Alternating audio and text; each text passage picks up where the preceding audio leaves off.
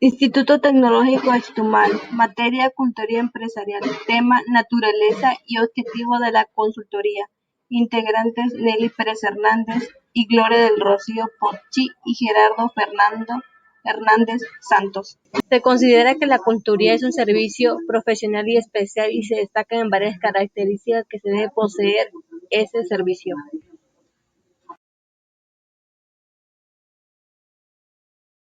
1.1 Definición de la consultoría: entidad dedicada a asesorar empresas en asuntos como el marketing, la organización y la fiscalidad. 1.2 5 razones genéricas para recurrir a los consultores. Las razones de la consultoría se puede considerar desde diversos ángulos y describir diversas formas. 1. Alcanzar los fines y objetivos de la organización. 2. Resolver los problemas gerenciales y empresariales. 3. Descubrir y evaluar nuevas oportunidades. 4. Mejorar el aprendizaje. Y 5. Poner en práctica los cambios.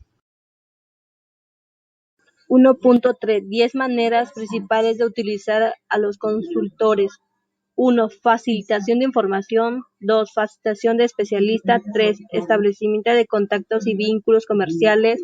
4. Facilitación de dictámenes expertos. 5. Realización de diagnósticos. 6. Elaboración de propuestas, medidas.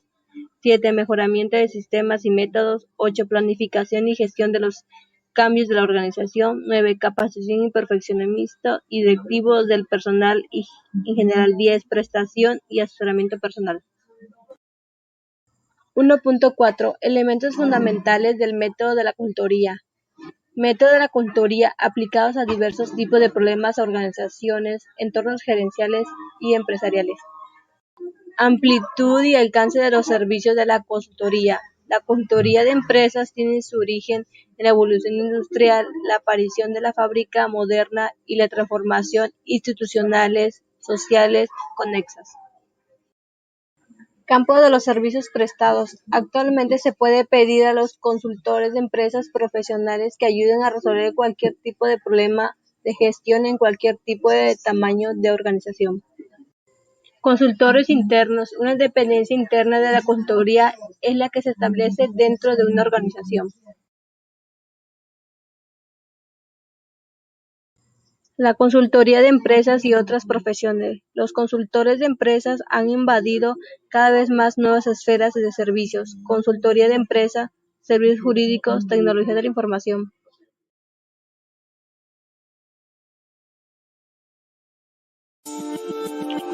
La relación consultor-cliente. El cliente ha decidido comprar unos servicios profesionales en ciertas condiciones para resolver el problema que preocupa al cliente, alcanzando con el consultor el mismo objetivo. 3.1 Determinación de las expectativas y los papeles. El cliente tiene quizás solo una vaga idea de cómo trabajan los consultores. Definición conjunta del problema. Definir correctamente el problema del que se ha de ocupar el consultor, todo directo o gerente que desea solicitar la ayuda.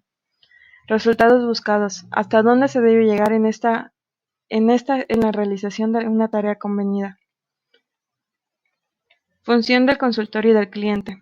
Aclaran la idea que tienen de la consultoría de empresas, el cliente y el consultor, y las funciones que pueden desempeñar con eficacia los consultores.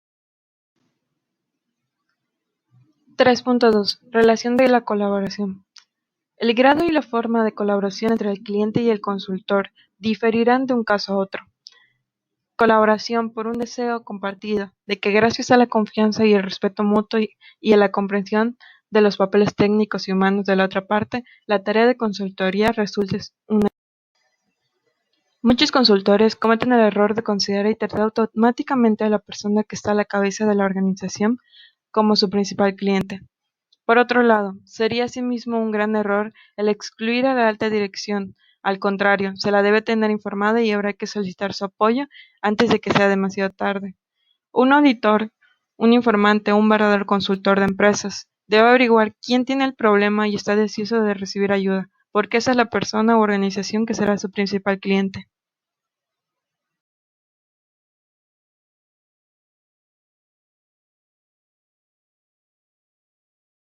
3.4 Papeles del consultor o modalidades del asesoramiento.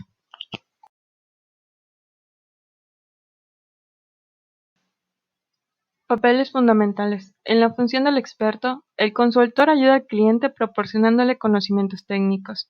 En la función de la incentivación, trata de ayudar a la organización a resolver sus propios problemas, dándole a conocer los procesos de organización, sus probables consecuencias y las técnicas de intervención para estimular el cambio.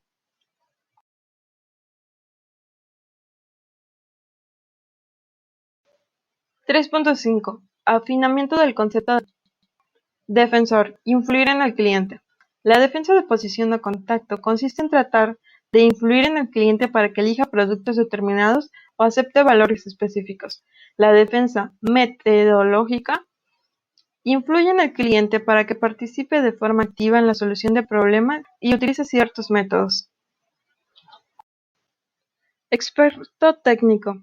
Mediante sus conocimientos teóricos y técnicos especiales y su experiencia profesional, puede proporcionar un servicio único al cliente. Capacitador y educador. La consulta innovadora exige que el consultor inicie una capacitación y educación periódicas o constantes dentro del sistema, que se acepte el proceso de aprendizaje más útil. Colaborador en la solución de problemas. Método cooperativo para complementar y colaborar con el cliente en los procesos de percepción, conocimiento y actuación necesarios para resolver el problema. Además, debe ayudar a aislar y a definir las variables que influyeron en la causa del problema. Identificador de alternativas. El consultor puede proponer normalmente diversas opciones identificables. Investigador. La función del consultor puede limitarse a la investigación. Prestar asistencia al sistema del cliente eligiendo las fuentes de los datos, utilizando una técnica que contribuye a que el cliente participa más o menos en la reunión y el examen de los datos, que indiquen dónde y por qué se necesitan mejoras. Especialista en procesos. El consultor se concentra principalmente en la dinámica interpersonal entre grupos que afecta el proceso de la solución del problema y la introducción de cambios. Reflector. El consultor estimula al cliente a tomar decisiones haciéndole preguntas que obliguen a reflexionar y que pueden aclarar, modificar o cambiar una situación dada.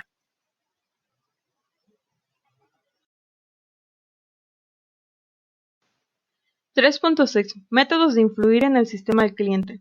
El consultor influencia sobre el sistema del cliente.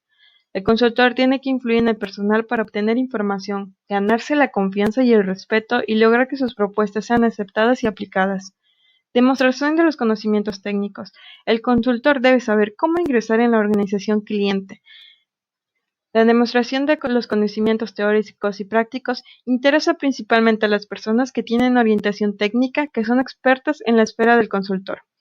Integridad profesional en el trabajo.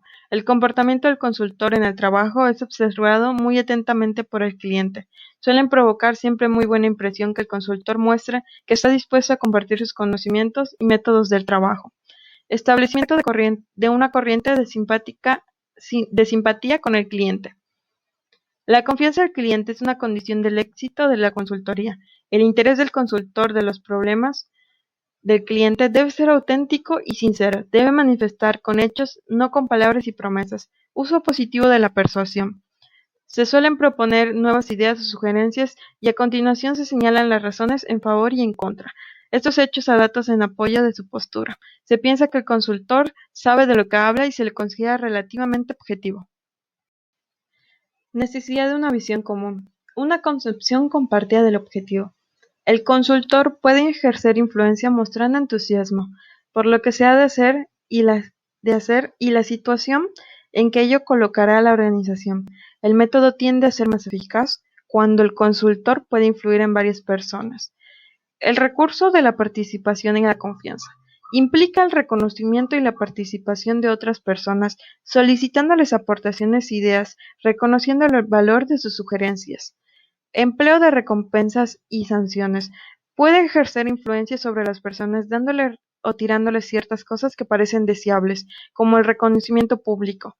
No invitar a alguien a una reunión a la que probablemente desee asistir podría ser un castigo. Tensiones y ansiedades.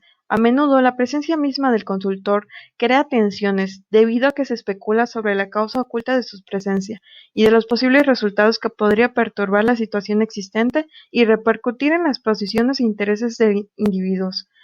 Pueden aprovechar la recolecta de información con el fin de formarse una idea clara de la situación.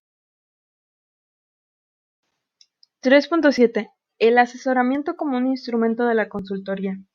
El asesoramiento es un método por medio del cual se ayuda a las personas a descubrir, comprender, hacer frente y resolver sus propios problemas personales. Se considera que el asesoramiento es una forma de intervención muy diferente de la consultoría gerencial y empresarial. Un asesor se ocupa de una manera muy personal de los problemas y las posibilidades. El objetivo del asesor es ayudar a su cliente más que a la organización.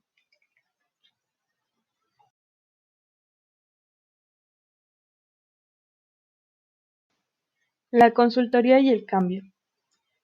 La consultoría tiene características que contribuyen a la planificación y la aplicación de cambios en las organizaciones.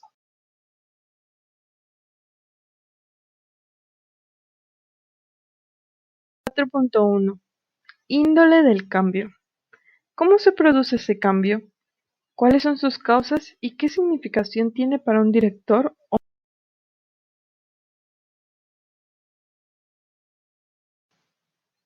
Cambio del medio ambiente. Las organizaciones actuales funcionan en un medio ambiente que está constantemente en mutación. La capacidad para adaptarse a los cambios del medio se han convertido en una condición fundamental del éxito y la supervivencia en los negocios.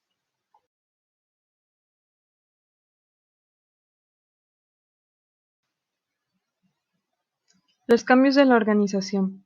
Las empresas y otras organizaciones también provocan cambios en su medio ambiente exterior.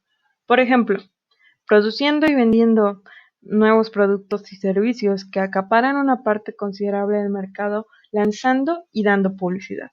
De esta manera modifican el medio ambiente empresarial nacional e internacional. Cambios en las personas. Las empresas y las organizaciones son sistemas humanos. El personal debe entender, desear y poner en práctica cambios que repercutan en las condiciones de trabajo, intereses y satisfacción de muchas otras personas, adquiriendo nuevos conocimientos.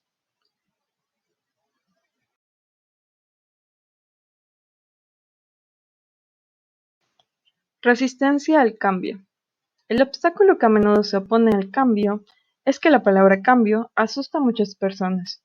Algunas de estas causas de la resistencia a los cambios son las consecuencias negativas de cambios efectuados en el pasado. Todas las personas que han estado sometidas a muchos cambios innecesarios y frustrantes, tales como reorganizaciones frecuentes pero inútiles, o que se han visto a menudo, hay que buscar las causas de dificultades en la resistencia del cambio. El cambio no es un fin en sí mismo, solo un medio necesario para ajustarse a nuevas condiciones y sostener o aumentar la competitividad, el rendimiento y la eficacia.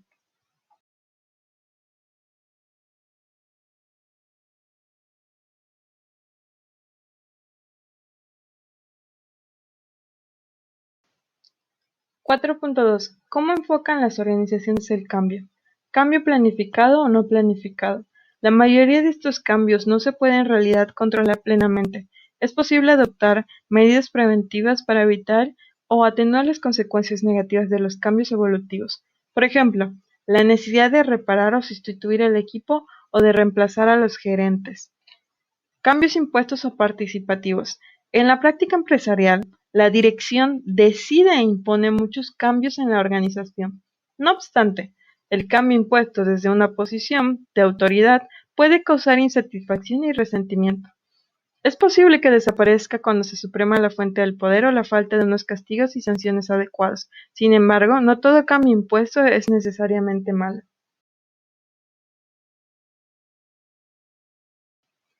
Control del proceso de cambio. El cambio requiere una dirección. Si el método adoptado es altamente participativo, la dirección superior no muestra interés y el manejo de los cambios particulares se delega a directivos de nivel inferior o a un departamento funcional. Esto indica que la dirección tiene otras prioridades y no se preocupa mucho por los cambios que se están preparando. La dirección tiene que determinar las medidas concretas de cambio que requieren su dirección y decidir el grado de su participación directa. El papel de los innovadores y agentes del cambio. Es necesario contar con personas que tengan una mente en una mentalidad crítica e innovadora, que se interesen en experimentar, que puedan concebir el futuro, creer que el cambio es posible e influir en otros. Las organizaciones que están afanosas por introducir cambios deben fomentar las innovaciones, los experimentos y la capacidad gerencial. Apoyo de la cultura de la organización al cambio. Las empresas de alta tecnología en el campo de la electrónica y otros campos funcionan ahora en una atmósfera de cambio constante. Pese a ello, el personal de esas empresas entiende que esta es una característica destacada del sector con las que tienen que convivir. Cada organización debe determinar lo que es necesario.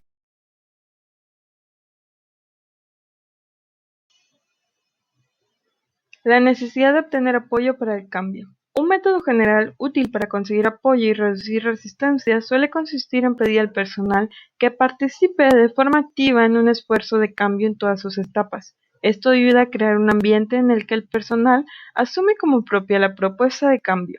La idea no procede ni de la alta dirección ni de una persona externa, sino del propio grupo.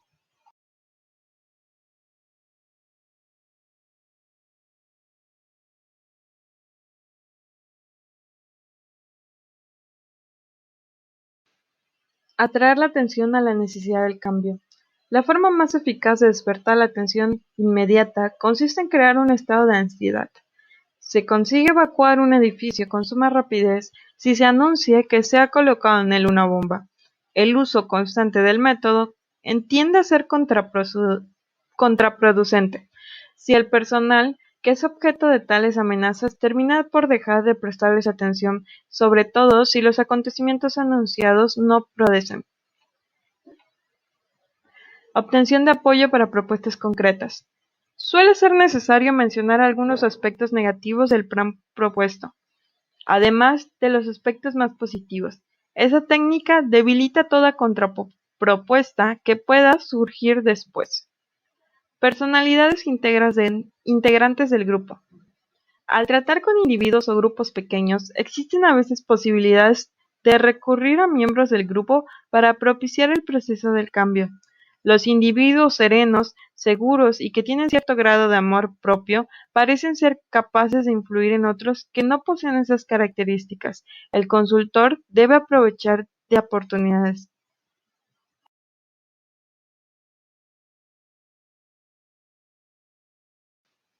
La red no oficial de comunicaciones.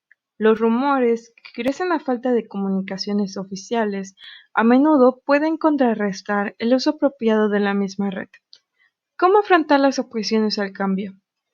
A los impugnadores se les puede clasificar en dos categorías, los detallistas y los generalistas. Los detallistas son las personas que hacen preguntas concretas y detalladas con respecto al proceso del cambio. Los generalistas suelen ser muy difíciles de convencer, ya que a menudo están más interesados en la forma de sus objeciones que en el contenido. En general, cuando tengan la impresión de que se les puede oponer, el director o el consultor debe ayudar a resolver sus dudas o recelos formulando objeciones.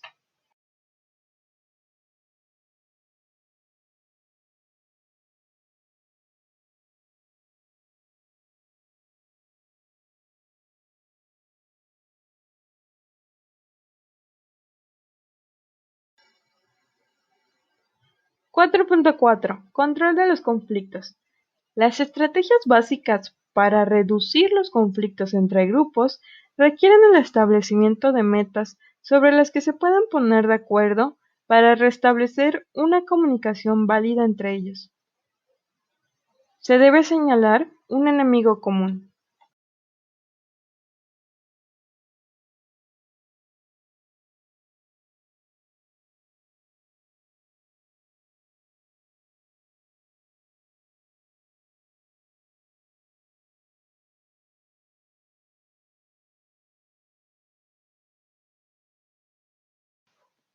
4.5. Dispositivos estructurales e intervenciones para facilitar el cambio. Técnicas de diagnóstico y de solución de problemas de la organización tienen como principal ventaja en que ayudan a aplicar un enfoque sistemático y metódico, asegurándose de que factores, relaciones o medidas importantes no se omitan y de que los síntomas no se confundan con sus causas. En un proyecto de consultoría, la fase de diagnóstico y la fase de planificación de la acción pueden ser utilizadas igualmente para que el personal tome conciencia de la necesidad del cambio.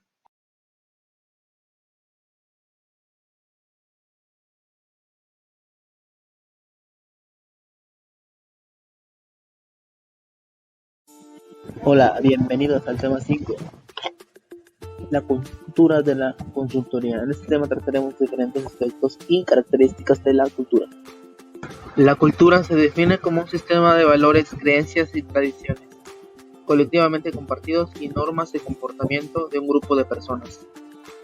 Un buen consultor debe vivir y actuar en una cultura diferente para entender y comprender a otras, así para tener suficiente experiencia en distintos momentos. Un consultor que se ha formado en medio cultural menos tolerante debe ser prudente al trabajar en marco de otras culturas. Algunas características que debe tener el consultor en torno a diferentes culturas son la forma de vestir, la forma de actuar, los tabús, forma de vestir. De esta manera será tolerante al momento de interactuar con su cliente y de la misma forma el cliente tendrá una actitud sumamente positiva.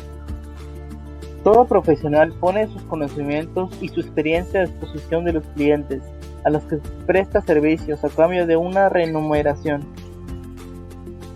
Participan diferentes factores que son la ética del consultor, las relaciones que se llevan con el cliente y los objetivos que se deben cumplir. Un buen consultor debe evaluarse periódicamente para así obtener nuevas competencias y nuevos trabajos, no creando falsas imágenes de él y sus conocimientos. Durante una misión, el consultor pone plenamente a disposición sus competencias y facultades para encontrar una posible solución a sus intereses del cliente. En ningún momento el consultor debe pedir comisiones o bonos acerca de su trabajo, sin estar completamente solucionado y realizado por parte de la organización. Las organizaciones de consultores deben mejorar, capacitar, evaluar y dar cursos nuevos a los nuevos consultores para mejorarlos día con día. Se trata de una relación entre derecho y ética, son las labores que le corresponden más su ética profesional como consultor.